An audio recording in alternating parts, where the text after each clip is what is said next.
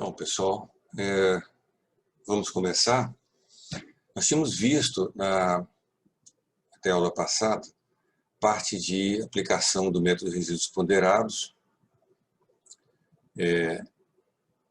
e tratamento da equação diferencial do problema base que nós estamos tratando aqui, que é o problema de barra subcarregamento axial. Então, nós chegamos às equações diferenciais, à forma diferencial, e depois ao princípio dos trabalhos virtuais. Então, esse princípio, que a gente pode ver aqui, pelo menos a expressão, né? O princípio em si, ele é um enunciado. Ele tem, digamos, um texto. Ele vai dizer, vai especificar os domínios, os conjuntos, aqui tem que pertencer cada função, etc. E vai dizer que, dados esses valores, essas funções aqui para carregamento, etc., a gente deve, digamos, a função que satisfaz essa igualdade para qualquer função peso que pertence ao conjunto de variações, essa função ela satisfaz o equilíbrio. Então, esse é um princípio e até esse ponto não tem envolvido nada de aproximativo, certo? Então, nós vamos agora para a parte de construir um método de aproximação a partir desse princípio aí. Então, vamos começar. Essa figurinha, ela é para ser elucidativa.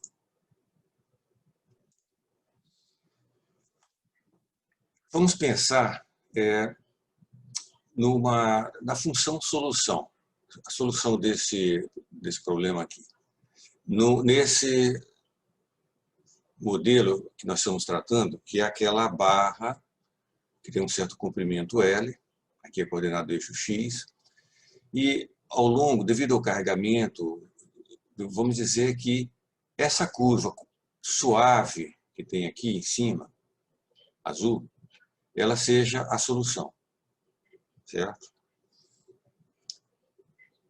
A ideia é que nós vamos tentar aproximar essa função por uma outra.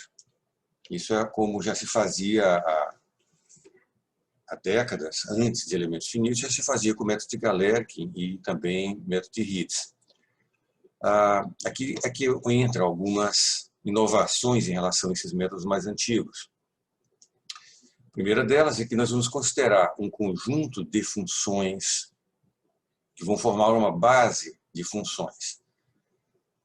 Para quem não tiver familiar, a gente pode talvez resumir rapidamente esse termo de base, fazendo uma analogia com aquela base de vetores no espaço euclidiano que se conhece.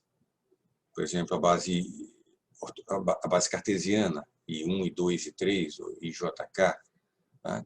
Quer dizer, lembra a base naquele sentido de que é um conjunto de vetores que você usa para representar outros vetores. Então, você, tendo um outro vetor arbitrário, você encontra as componentes desse vetor nas direções dos vetores da base. E uma combinação linear dos vetores da base vão lhe produzir qualquer vetor daquele espaço. Então, se você tiver num espaço de duas dimensões, uma base com dois vetores não linearmente independentes, não precisa nem ser ortogonais, eles podem ser oblíquos, mas desde que eles sejam independentes, eles podem ser usados como uma base, isto é, uma combinação linear dos vetores é capaz de identificar qualquer outro vetor naquele espaço. No caso desse exemplo aqui do espaço plano, essa base vai ser capaz de representar, claro, apenas vetores contidos nesse mesmo plano aqui. Então, essa ideia de conjunto, de espaço, de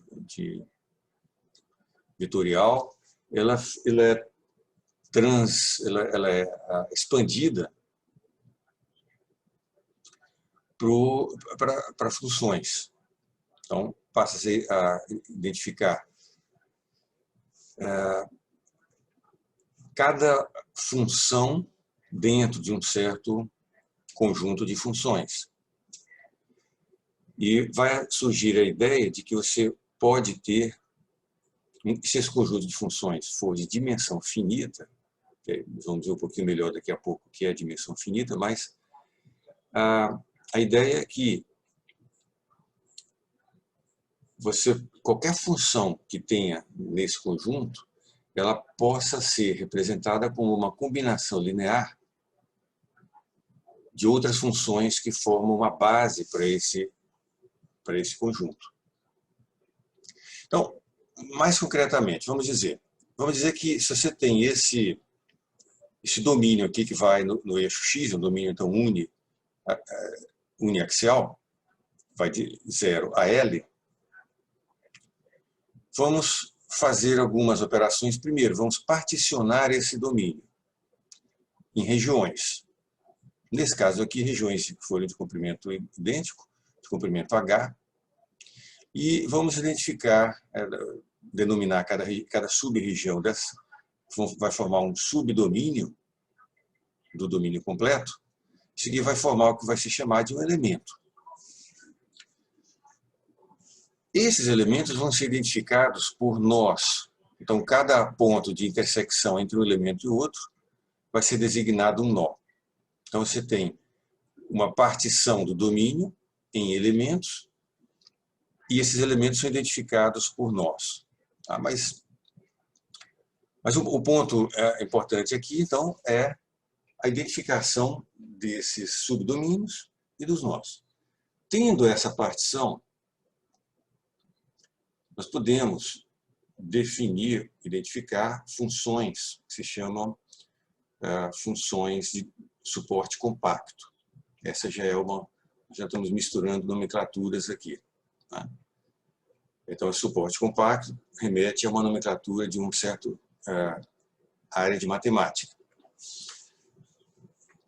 Lembra, a gente poderia criar várias funções arbitrárias aqui, trabalhando no domínio global. Poderíamos fazer aqui, por exemplo, um meio seno, que iria assim, né?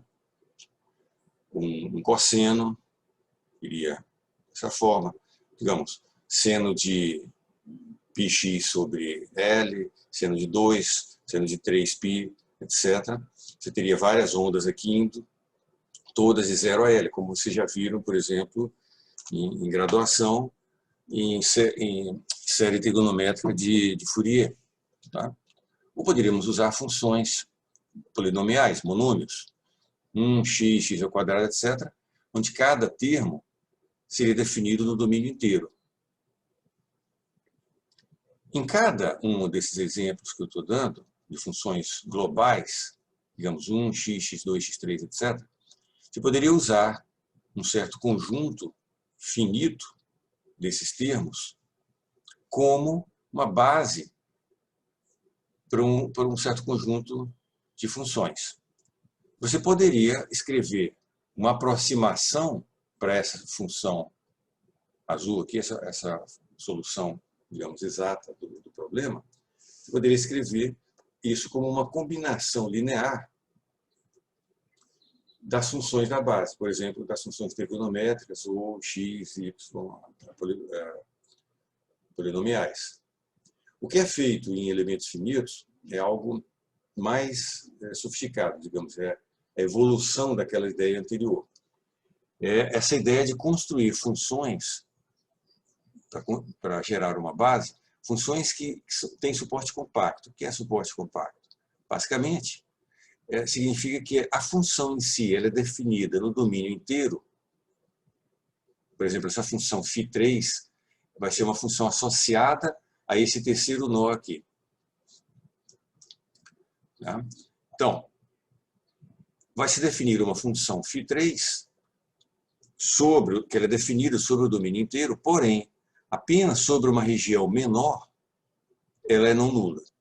Então, pela própria construção dela, já se sabe que ela é zero na maior parte do domínio. Só em torno de um certo nó é que ela é não nula. E isso vai gerar, nós vamos ver aqui no resto do capítulo e do curso, isso vai gerar uma série enorme de vantagens e facilidades na implementação do método. Então, nós temos aqui essa base que eu estou colocando aqui, é aquela primeira que sempre se usa para exemplificar, porque é mais simples. É uma base que se chama base de funções lineares por partes. Então, é uma função que ela globalmente ela não é linear, claramente. Tá? Porém, em cada elemento, ela é linear. Então, no elemento 1 ela é linear, no caso aqui, uma constante nula. No elemento 2, ela é linear mesmo. Aqui no elemento 3 é linear. No elemento 4, linear também. Então, ela é chamada linear por partes. Certo? E tem uma outra característica que ela é contínua. A própria função é contínua. Derivada dela, certamente não é contínua, ela é descontínua nesses nós aqui. A primeira derivada. Mas a função em si é contínua. O que mais? Ainda mais algumas observações, vamos dizer. Se a gente considera mais nomenclatura ainda, tinha falado do particionamento do domínio global em subdomínios, são chamados elementos, e existem os nós. Então, essa partição é o que é chamado de malha de elementos finitos. É aquela definição de onde está cada nó e como que esses nós identificam cada elemento. E esse exemplo que nós estamos vendo inicialmente aqui ainda são elementos, são baseados em funções lineares em que cada elemento possui apenas, ele é definido por apenas dois nós. Por quê? Porque dois nós ou duas coordenadas é suficiente para definir uma função linear num certo domínio. Então, se nós queremos trabalhar com funções lineares, basta que você tenha dois nós definidos no elemento. Mas, para adiantar, temos que lembrar que elementos finitos trabalham com elementos com quantidades, até certo ponto, arbitrárias de nós, significa funções com graus também quase arbitrários.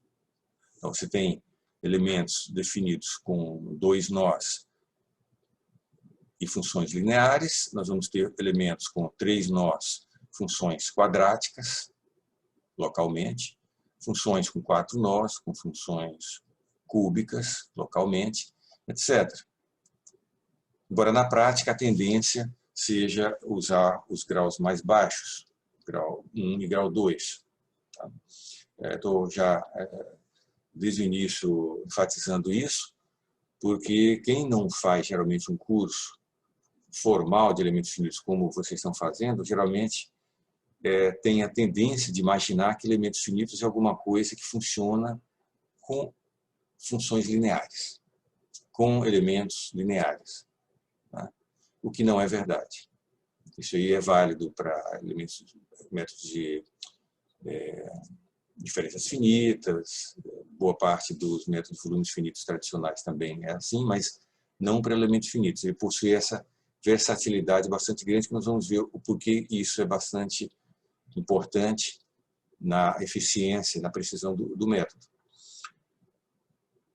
Bom, também não precisa lembrar que nós estamos tratando aqui inicialmente de um caso unidimensional, mas a parte mais importante do que é feito não é em problemas ou elementos unidimensionais, mas em situações bidimensionais e tridimensionais, que nós vamos ver nos capítulos seguintes. Então, temos a nomenclatura, a malha de elementos finitos. Uma outra explicação. Por que é chamado elementos finitos? Esse finito ele é em oposição, ele tem relação com Não com infinito, mas com infinitesimal. No seguinte sentido, você pode refinar essa malha arbitrariamente. Aqui eu dividi em 4 elementos, poderia ter dividido em 8, em 500, em 10 mil, 1 milhão de elementos. Então, o tamanho dos elementos iria diminuindo. É claro, por que se faz isso? Nós vamos ver depois. Aqui é um tanto intuitivo, né? Conforme você reduz o tamanho do elemento, a diferença entre a aproximação e a função exata vai se tornando cada vez menor. Se você faz uma combinação linear dessa base para aproximar aquela solução exata. Mas o fato é, não importa o quanto você subdivida esse domínio, o quão pequeno esse elemento se torna, ele sempre terá uma medida. Ele terá 1 centímetro, 1 milímetro, ele pode chegar a 0,1 milímetro, pode ter 1 micrômetro, o que for, mas sempre terá uma medida. Ele nunca será infinitesimal, pelo menos como o método computacional, né? Então é por isso que tem o nome de método de elementos finitos. Vamos continuar. Como essa base de funções ela é utilizada? Você vai buscar uma aproximação. Você tem a solução exata, que eu estou chamando aqui apenas de U, uma função de x, aliás, a função exata. E nós vamos buscar disso aqui, vamos dizer, num problema real de engenharia, você não tem esperança de encontrar isso aqui. Mas o que você vai conseguir fazer é procurar uma outra função que aproxime essa aqui da melhor maneira possível. Então, o que nós vamos trabalhar vai ser em buscar essa aproximação, essa função aqui. Esse h, que no começo é colocado aqui embaixo, esse h é para lembrar que essa função é associada a uma certa malha que é definida por elementos de um comprimento h, mesmo que não seja um comprimento idêntico, todos os elementos, certo? Mais de um certo ponto para frente, a gente vai abolir esse h aqui para enxugar a notação, já que poucas vezes no texto a gente vai trabalhar com a função exata propriamente dita, só quando a gente estiver trabalhando com alguma estimativa de erro, certo? Então, mas nesse ponto é bom distinguir solução exata e aproximação. Como é que nós vamos construir uma aproximação? Nós vamos dizer que se nós temos aqui 5 nós temos 5 funções de aproximação. Então, a função φ1, que nós vamos construir cada uma dessas funções de uma certa maneira que vai gerar também uma série de facilidades no desenvolvimento. Cada função dessa, ela vai ser, o valor dela vai ser 1 no nó associado a ela, por exemplo, no nó 3 aqui, essa função φ3 vai ser igual a 1 aqui, e 0 em todos os demais nós da malha. Então, a função φ1, ela vai valer 1 no nó 1 e 0 em todos os demais nós. Quer dizer, essa função φ1, ela segue isso aqui, onde eu estou marcando aqui. Ela segue essa rampa e, a partir daqui, ela é 0 em todo o resto do domínio. φ2, ela vai fazer isso aqui, e 0 em todo o resto do domínio. A φ3 é como está em vermelho aqui. E assim por diante. Você pode ter milhares, milhão de funções dessa aí para descrever o domínio, para descrever a base de aproximação. O fato é que quando você identifica esse conjunto, nesse caso de funções lineares, se eu tenho 5 nós, eu terei 5 funções nessa base. Então, eu poderei identificar uma função de aproximação com uma combinação linear dessas 5 funções aqui. Como? Combinação linear. Você tem a primeira função, multiplicado por uma constante, a segunda função da base multiplicada por outra constante, etc., até a última. Claro, de forma compacta, eu tenho um somatório da função φ vezes um coeficiente φ, somatório de I de 1 ao número de nós, onde n nós é o número de nós. Dessa forma aqui, então, nesse ponto da construção das coisas, essas funções aqui não são incógnitas, elas são escolhidas, são definidas, que nós fizemos aqui. O que o método de elementos finitos vai fazer? Vai fornecer um procedimento para identificar quais são os valores desses coeficientes, o I. Então, esses coeficientes é que serão as incógnitas do problema. Vocês vejam o importante agora na história. Até esse ponto, a sua incógnita do problema era uma função. A partir desse ponto, vai ficar gradualmente cada vez mais fácil de ver, nossa incógnita não é mais uma função. É claro, nós perdemos a esperança de achar, de encontrar a função exata. Essa meta agora é encontrar essa função aproximativa. Mas a meta agora, uma vez que é feita essa transição entre o exato e o aproximativo na nossa meta, a próxima etapa é que nós não teremos mais como incógnita uma função. Isso aqui não será mais incógnita.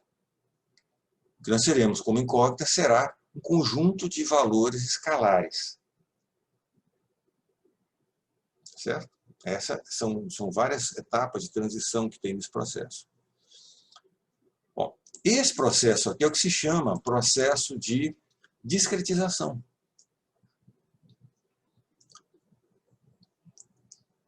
Então, nós temos uma aproximação para a função de aproximar, para a função solução, e uma discretização para a função peso também. Nós vamos representar a função peso como uma combinação linear das funções da base, com uma diferença. Como no princípio dos trabalhos virtuais, essa função peso ela é arbitrária, apenas tem que estar dentro desse conjunto aqui, esses coeficientes aqui não são arbitrários. Aliás, eles não são incógnitas, eles são arbitrários. Diferente. Esses aqui são incógnitas, esses não são. De qualquer forma, isso aqui é a representação da função peso. Então, só para registrar novamente, essas funções da base, funções de aproximação, elas são construídas em elementos finitos com essa propriedade aqui, propriedade de delta de Kronecker. Ela vale 1 na própria coordenada do nó. Então, a função φ ela é igual a 1 na coordenada xi, do nó i, e vale 0 em todos os demais nós diferentes do nó i, como está colocado aqui.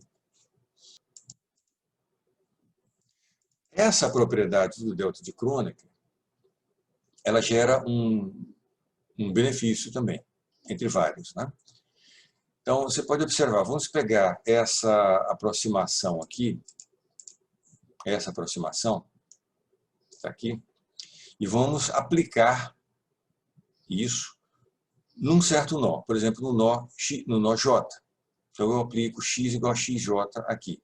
Então, nós vamos ficar com o h no nó J igual a esse somatório, o i, vezes φ do nó J. Nós vamos abrir isso aqui. Então, nós temos u em x, por exemplo, para o nó 2, que eu exemplifiquei aqui. Se eu escrever o h no nó 2, vai ser o 1, φ1 no nó 2, o 2, φ2 no nó 2, φ3 no 3, etc. Só que essas funções aqui, φ5, φ4, φ3 e φ1, elas são nulas na coordenada x2. x2 é essa coordenada aqui. Então, a única função que é não nula nessa coordenada é a função φ2. Todas as demais funções, você pode olhar aqui, a φ1 é 0 aqui, a φ3 é 0 ali, a φ4 é 0 ali. Então, todas essas funções são nulas, exceto φ2, que vale 1, por construção. Então, o que aconteceu com U em x2? É igual ao 2. Significa, de forma geral, o H em xj é igual ao J. Nós podemos resumir isso dizendo o seguinte: esses valores, esses coeficientes aqui, que nós começamos a dizer que isso eram coeficientes apenas, incógnitas, que vão multiplicar cada função da base. Até esse ponto era apenas incógnito. Só que agora nós vimos que se essa base for construída,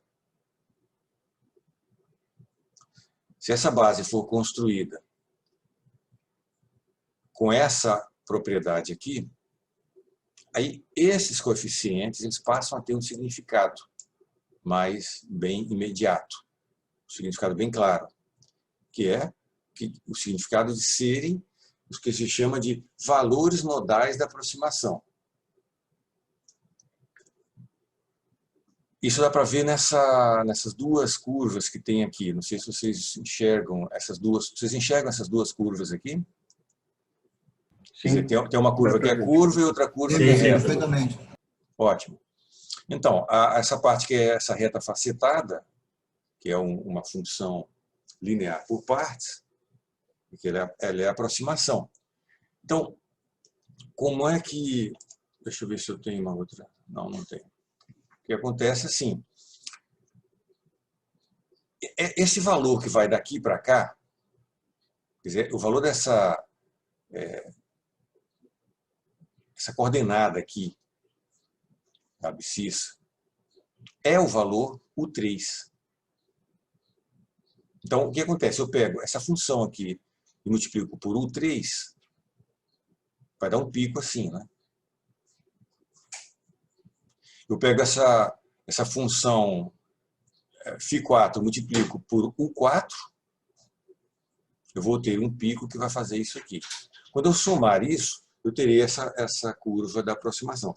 Nós temos aqui na frente essa curva aqui, essa que eu quero usar. Observa, aqui eu tenho φ2, que é esse chapeuzinho aqui.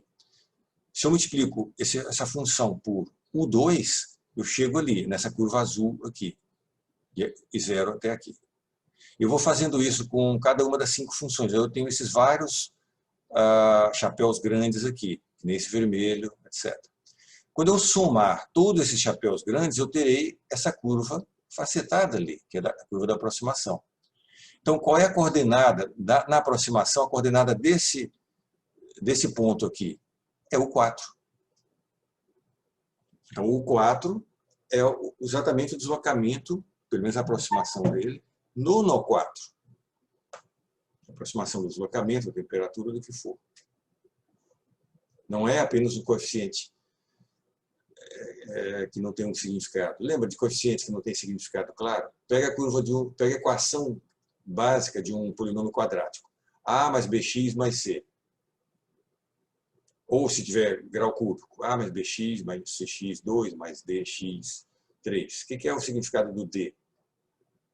Não é óbvio, certo? Aqui, os coeficientes têm significado que é bem visível. Isso facilita muitas coisas.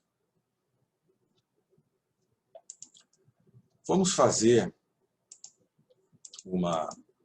Vocês entenderam alguma dúvida com essa figura aqui? Ela era para ser explicativa, mas olhando assim ela pode parecer um tanto confusa. Deu para entender, sim. Eu tenho um bocado de chapéus aqui. Se eu pegar uma coordenada, por exemplo, se eu pegar essa coordenada x aqui e somar todos os chapéus, bom, primeiro que como o suporte de cada chapéu é compacto, só vai interessar os 2 chapéus que estão associados a esse elemento onde a coordenada está. Então, por exemplo, se eu colocar a minha coordenada aqui, só vai interessar o chapéu aqui da função 3 e da função 4. Por quê? Porque o chapéu da função 2 é 0 aí, nesse ponto. Então, quando eu vou somar o chapéu da função 3 e da 4. Porém, nem vai precisar do chapéu inteiro, porque essa parte aqui não interessa. já que eu estou nessa coordenada. Se eu estou nessa coordenada, vai me interessar esse ponto do chapéu 3 e esse ponto vermelho do chapéu da função 4. Quando eu somar esse número com esse, eu vou obter exatamente aquele da função de aproximação. Isso está fácil de desenhar aqui porque são funções lineares por partes, mas quando a gente entrar com funções quadráticas, cúbicas, etc., em 2D e em 3D, essa ideia vai continuar exatamente a mesma. Certo? Os valores U, os coeficientes escalares, vão ser os valores da aproximação nos nós. E eles são seus fatores que vão permitir a combinação linear da base para chegar na aproximação. É claro que só no final do processo de cálculo é que a gente vai saber os valores dos coeficientes, né? Nesse ponto é apenas ilustrativo. A gente sabe que ele existe e quando ele aparecer a gente sabe que pode colocar o valor dele aqui e nós vamos ser capazes de reconstruir a aproximação. Nesse ponto são incógnitas ainda. Agora, vamos fazer mais um contorno aqui conceitual, uma certa diferenciação entre dimensão finita, dimensão infinita, ou problema de dimensão finita e infinita. A gente pode imaginar o seguinte... Oi? Sim. Uma dúvida. Nesses pontos dos nós, na nossa solução aproximada, o H, pelo menos naquela curva mais simples ali, ele coincide com os valores da nossa solução real, né? Nossa solução correta. Isso. A gente tem essa garantia sempre que a gente conseguir o valor exato nos pontos dos nós? Não. Ou só esse... Eu ia enfatizar isso posteriormente, mas já podemos adiantar isso. Infelizmente, digamos, até certo ponto, o problema, esses problemas unidimensionais, que nem de barra, de viga e de calor, há essa coincidência. O valor nodal da aproximação cai exatamente em cima da solução exata. Mas isso aí é a exceção, não é a regra. No dia a dia, isso não vai acontecer nos problemas 2D ou 3D que vocês vão trabalhar. Então, o normal é que o próprio valor nodal que você encontra, tudo bem, vai ser gerado um polígono desse aqui. Só que esse polígono ele não será exato em praticamente lugar nenhum. Nem nesses pontos aqui ele estará em cima da solução exata. Certo? Certo. Então, vamos ver aqui. Se a gente pega... Vamos dizer que a gente tem essa curva da solução exata aqui. Essa solução exata, se a gente pensar em representar essa função, por exemplo, numa série de Fourier. Se essa função ela não é uma função previsível no problema real, ela é uma função que ela vai exigir, via de regra, se eu vou fazer isso aqui uma representação em série, eu poderia dizer que vou exigir infinitos termos dessa base. Embora não seja essa base aqui, seja funções trigonométricas ou polinomiais ou alguma outra, eu vou precisar da série infinita toda para conseguir representar aquela função. Então, via de regra, você vai ter que as soluções do problema diferencial, no caso nosso aqui, o problema de equilíbrio, ela necessitará de uma quantidade infinita de termos de uma certa base completa. Certo? Então, isso é por isso que se diz que é um problema de dimensão infinita. A solução está num espaço de dimensão infinita, que significa que o espaço onde essa solução está contida, esse espaço precisa de uma base com infinitos termos. Aí eu fazendo combinação linear de todos eles, né? É meio estranho, você não pode dizer todos os termos, porque você não sabe quantos são, mas você precisa dos infinitos termos da base para representar essa função. E existe o outro lado, que é a situação de dimensão finita, que é o que se faz em métodos computacionais, né? É que você vai aproximar, no caso de elementos finitos e outros métodos de aproximação, você vai representar a sua função como através de uma base que tem uma dimensão finita, uma quantidade finita de termos nessa base. Então, se eu tiver, por exemplo, aqui, eu defini 5 funções, isso aí me define um espaço de dimensão 5, uma dimensão que é finita. Então, tudo que eu vou encontrar vai ser uma aproximação. Claro, com 5 funções eu não conseguirei nunca chegar exatamente a uma função que precisa de infinitos termos para ser representada, né? Então, é questão de entendimento de algumas coisas, não é só de nomenclatura, existem esses conceitos. Bom, vamos passar para a próxima etapa. Tem alguma coisa estranha aqui. Nós tínhamos definido anteriormente aqueles conjuntos de funções, a função Kim e a var, funções cinematicamente admissíveis para a solução e funções de variação para as funções peso. Aqui nós vamos, veja, nós temos que obedecer isso aqui, trabalhos virtuais, que ele é escrito para esse conjunto aqui. Esse conjunto, observa, tudo isso aqui é de dimensão infinita. Tanto a função solução quanto a função peso. Quer dizer, aqui nós estamos tratando do Kim e do var. Ok? Kim e var. É o que está envolvido nesse enunciado do princípio dos trabalhos virtuais. Nós queremos satisfazer isso aqui, mas não temos condições desse método de usar uma base de dimensão infinita. Então, a coisa é usar uma base finita. E como que isso é feito? É definir um subconjunto desses conjuntos aqui. Então, nós vamos definir o Kim H e o var H. Como? Os elementos desse Kim H vão ser o H. Primeiro, eles têm que pertencer ao Kim, porque você tem que satisfazer isso aqui. Só que ele vai pertencer ao Kim com essa restrição aqui. Vão ser só aquelas funções do Kim que possam ser representadas como uma combinação linear dessa base finita aqui.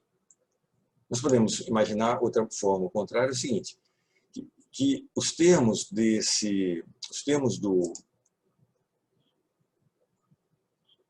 do Kim, ou a base do Kim, as infinitas funções, uma parte dessas infinitas funções são essas aqui. Então, das infinitas funções dessa base completa, nós vamos escolher apenas, digamos, 5 delas para gerar uma aproximação.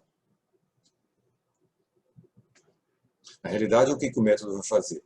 Vai lhe fornecer o conjunto de coeficientes que você vai aplicar nesse subconjunto aqui de funções e vai lhe gerar a melhor aproximação para a solução exata. Isso nós vamos ver lá nos capítulos finais.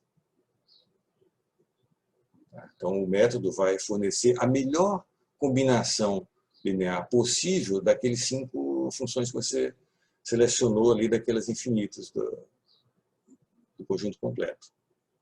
Certo? Então, as aproximações vão estar aqui dentro. Conforme você muda esses coeficientes, você terá diferentes funções. Então, todos os elementos desse conjunto serão definidos por diferentes combinações desses coeficientes. Mas é claro, eu só poderia representar coisas que possam ser representadas com aquela base selecionada. E usando a mesma base, a gente vai representar também as funções do conjunto de variações aproximado.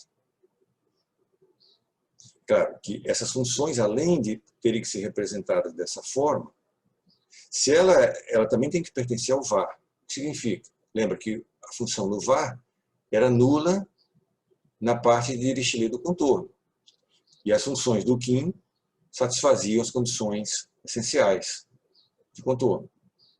Então, isso aqui vai ser representado dessa forma, mas resguardada aquelas condições que já estão na definição do Kim. Isso é, de ser contínua, de ter primeira derivada definida e satisfazer a condição de contorno essencial. De forma geral, a gente pode escrever essas sínteses aqui. O Kim H pertence ao Kim, o var H, elas pertencem, não, está contido, e esse está contido também. Então, significa, se esse conjunto está contido naquele, uma aproximação essa que nós estamos fazendo ali, já que ela pertence agora ao Kim H, e o Kim H está contido em Kim, significa, o H pertence ao Kim. E a função peso H pertence ao var. Então, isso aqui está satisfeito. Correto? Então, o processo de aproximação não burla o ponto de partida. Certo? Então, nós temos uma certa sequência de operações aqui. Então, nós definimos a malha. Com isso, nós definimos o conjunto de funções de aproximação. Associado a essas funções e a malha, tem identificado um conjunto de coeficientes, que agora a gente sabe são valores nodais da aproximação, e os valores desses coeficientes vão ser obtidos via princípios de trabalhos virtuais. Então, o que nós vamos fazer primeiro vai ser marcar essa expressão e todo o enunciado, fazer, digamos, uma conversão para identificar que agora nós vamos trabalhar com uma versão discretizada desse princípio.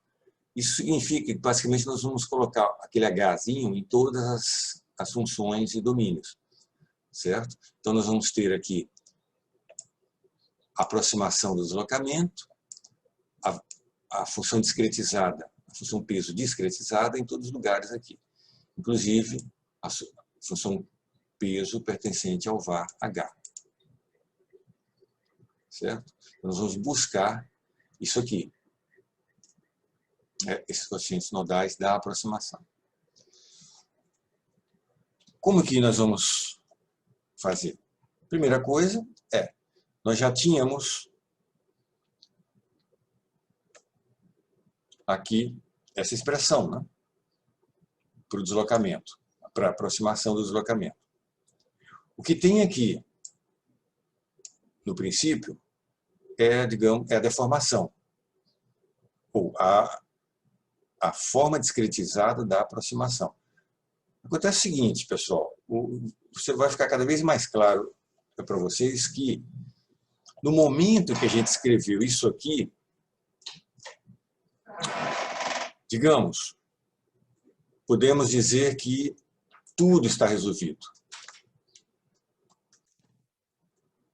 Correto?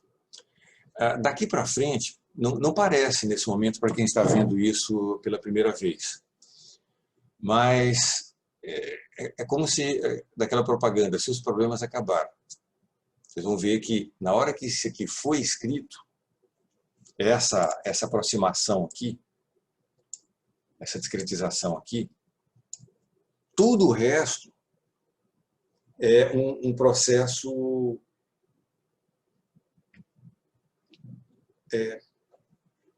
praticamente, não vou dizer que é evidente, porque tem muitas e muitas etapas, muita coisa inteligente construída aí, mas tudo é decorrência. Existe simplesmente uma cadeia de operações, de deduções que é feito, mas de uma maneira progressiva, sem nenhum percalço.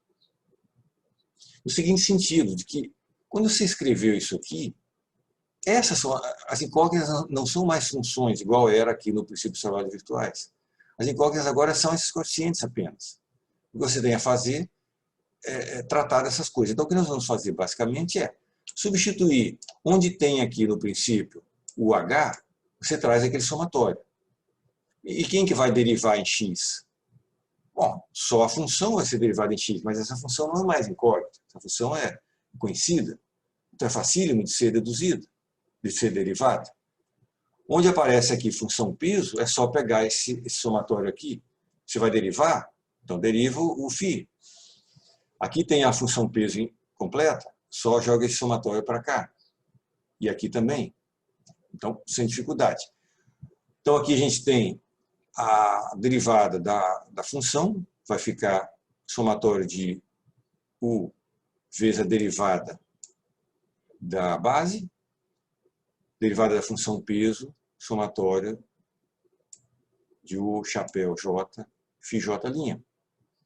Leva isso aqui para cá. Ok? O que vai surgir? Vai surgir alguma coisa inicialmente bem volumosa, dessa forma. Se a gente estivesse usando notação indicial com regra de somatório, isso aqui tudo ficaria bem compacto. Eu preferi, o Eduardo preferiu também, deixar isso aqui de forma aberta, ainda para facilitar a leitura de quem não tivesse tanta prática, né, com a notação indicial. Então, aqui a gente tem uma forma aberta, com símbolos, somatório, explícitos, etc. E aí a gente começa a olhar isso. Você vê que você tem integral, tem um somatório, um produto de dois somatórios. Esse produto, você pode juntar um com o outro, e você vê que essa integral ela vai atingir apenas as funções, é lógico, né? Não vai atingir os coeficientes. Então, numa primeira fase, a gente pode coletar os dois somatórios, vai ficar assim, vai ficar integral desse produto aqui, esse vezes esse. Aqui nós podemos colocar o somatório para fora da integral também, e aqui, igual a zero. Agora, esses coeficientes independem de x, eles podem ir fora de quê? Da integral, mas ainda dentro do somatório. Então, a gente pode identificar outra coisa aqui, que você tem um somatório, esse somatório em J, que está em todos os termos. Por quê? O somatório em J, aqui está faltando o chapéu. Aqui o melhor seria colocar um J aqui. Então, nós temos o deslocamento, nós estamos usando aqui a letra, o índice I, para fazer o somatório, e a função peso, o índice J. Okay? Acontece que no princípio dos trabalhos virtuais você tem a função peso, ou a derivada dela, em todos os termos.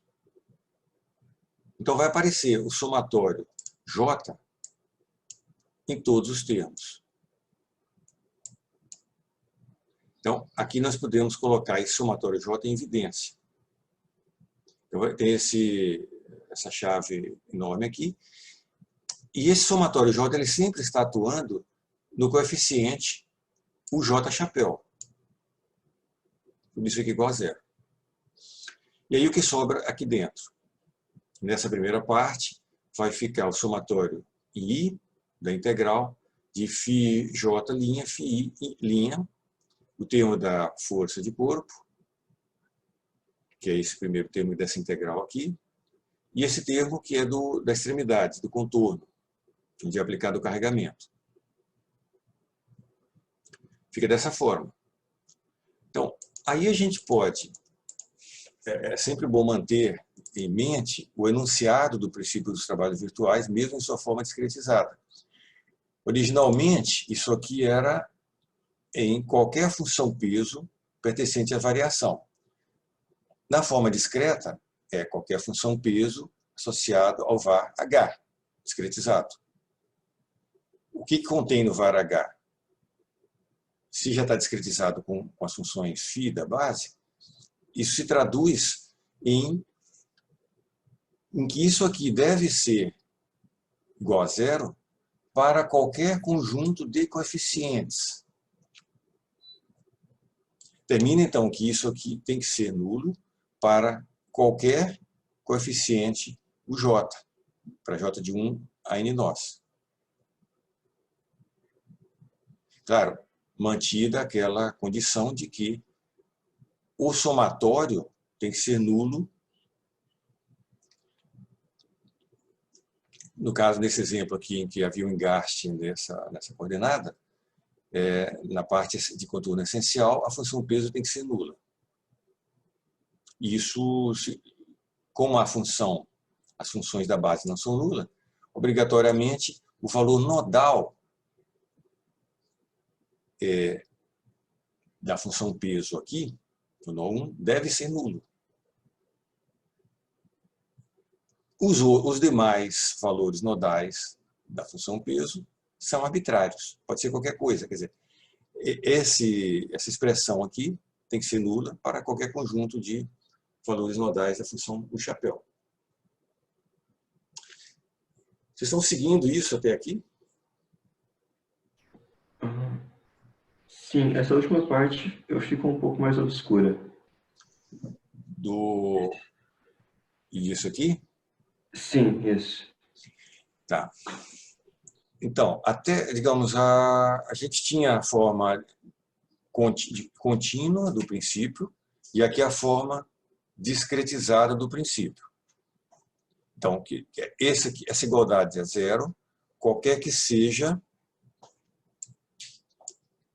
a função, veja que isso aqui é a função, o chapéu, que pertence a esse var aqui. A função, o chapéu, é definida por essa combinação linear dos valores nodais dela com a base. Só que para pertencer... Então, a princípio, como isso aqui é fixo, qualquer UH significa qualquer UJ chapéu. Significa que isso aqui tem que ser zero se eu tiver o J, o chapéu, onde é que eu vou achar aqui? O que significa eu dizer que aquela igualdade tem que ser zero para qualquer função dessas aqui? É mesmo que dizer que tem que ser válida para qualquer conjunto desses coeficientes aqui, os valores nodais da função peso. Então eu posso ter, se o valor nodal da função 2 for 500, pode ser. Essa expressão tem que ser nula para o 2 igual a 500. Isso aqui também tem que ser válido para o chapéu 3 igual a menos 900. Para qualquer valor desses coeficientes, essa igualdade tem que valer. É isso que significa válido para qualquer função, o chapéu pertencente a esse conjunto. Só tem um detalhe. Esse qualquer tem que obedecer, quer dizer, nós temos que manter a imposição desse conjunto, né? Que é o quê? Que ele tem que pertencer a var. E para pertencer a var, as funções aqui têm que ser nulas nesse ponto, que é onde a gente engastou a barra.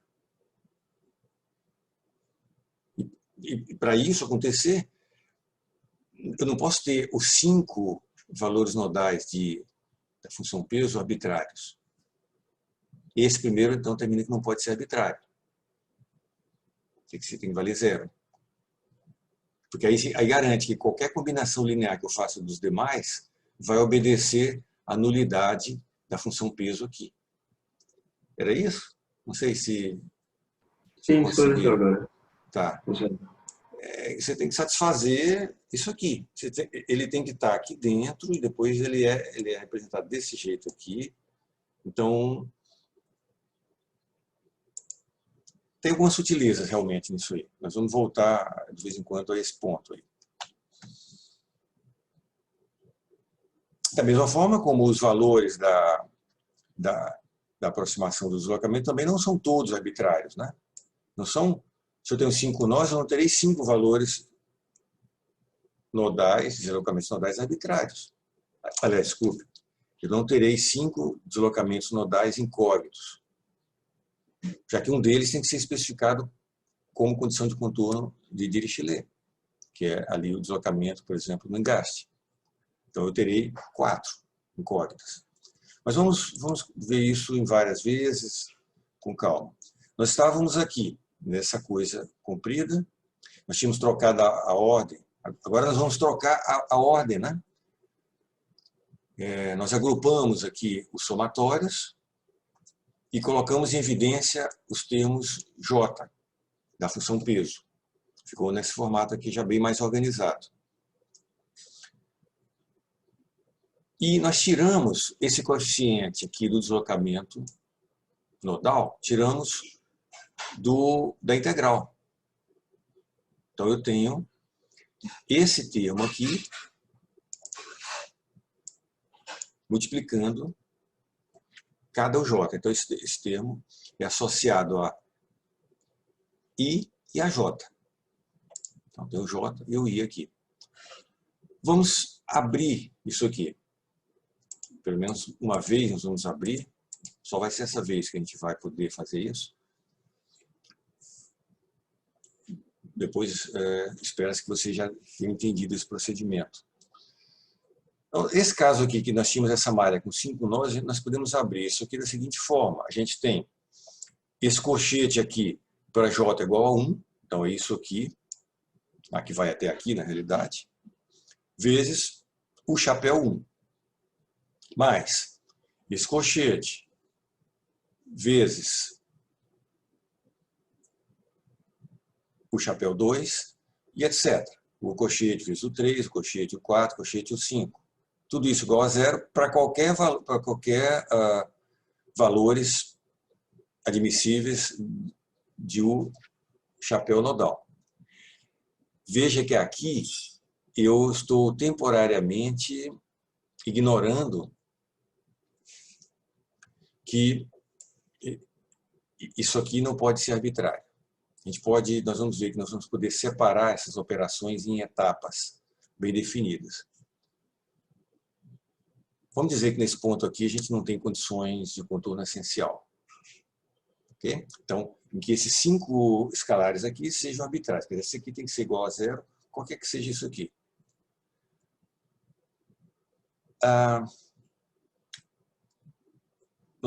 Nós podemos ver, por exemplo, que isso aqui é um número, né?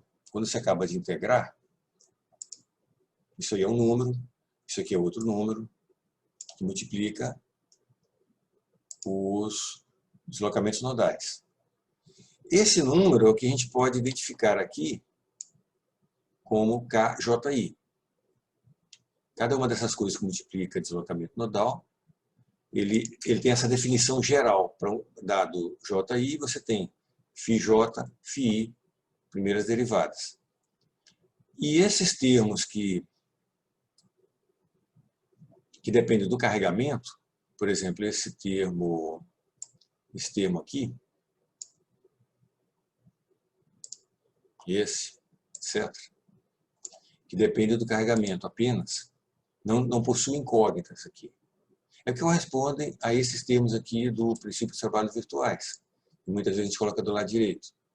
Aqui tem a incógnita e ali não tem. Que era parte do trabalho virtual de forças externas, né? Esse lado aqui. Então, esses termos aqui, ele tem você vê aqui, multiplicando função peso 1, você tem o índice 1 aqui.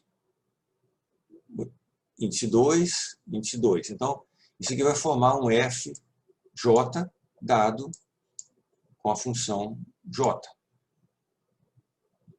Então, tudo isso aqui vai poder ser escrito dessa maneira aqui.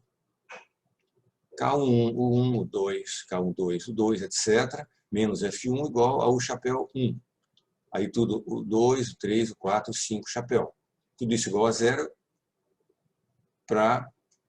Aqui eu já estou incorporando a condição de homogeneidade, de qualquer forma, para valores arbitrários da função peso. Aí vem a última operação. A última operação é o seguinte, que isso aqui tudo tem que ser zero para qualquer que seja esses valores aqui. Então, deve poder funcionar, se é para qualquer conjunto desses valores, deve poder funcionar para uma situação mais simples. Por exemplo, que eu faça o 2 igual a 1 e os outros u's igual a 0. Não, tem que valer. Então, se só o 2 é 1 e os outros u's são nulos, o que vai acontecer? É que esse colchete aqui, ele tem que ser 0. Então, eu encontrei agora o quê? Uma equação algébrica, que envolve apenas deslocamentos nodais. Se eu disser, por exemplo, que apenas o 1 igual a 1, esse 1 aqui igual a 1 e os demais u's igual a 0. Aí eu vou obter que esse primeiro colchete, ele é igual a 0. Isso devido ao princípio dos trabalhos virtuais, ou ainda devido ao método geral de resíduos ponderados. Aí eu encontro uma outra equação. O fato é, para cada nó que eu tenho, existe uma função, existe um coeficiente nodal desses aqui, da função peso. Então, seguindo esse tipo de argumentação, eu teria uma equação algébrica para cada nó. Então, eu teria um conjunto desses aqui. 5 nós, 5 equações. E a gente geralmente vai organizar desse formato aqui. Por que nós estamos colocando só a partir da linha 2? Porque a primeira equação, lembra que a primeira equação multiplica o chapéu 1. E nós precisamos impor que esse U chapéu 1 é 0. Porque esse nó 1 está na região de contorno de Dirichlet. Então ficaram, na verdade, envolvendo incógnitas, 4 equações. E aqui aparecem 5 valores nodais de deslocamento. Lembrando que um deles, ou mais de um, não são incógnitos. Por exemplo, esse 1 aqui, ele é a condição de deslocamento prescrito. Então, ficam 4 incógnitas e 4 equações. E os valores de força nodal aqui. Essa é uma maneira de construir a coisa.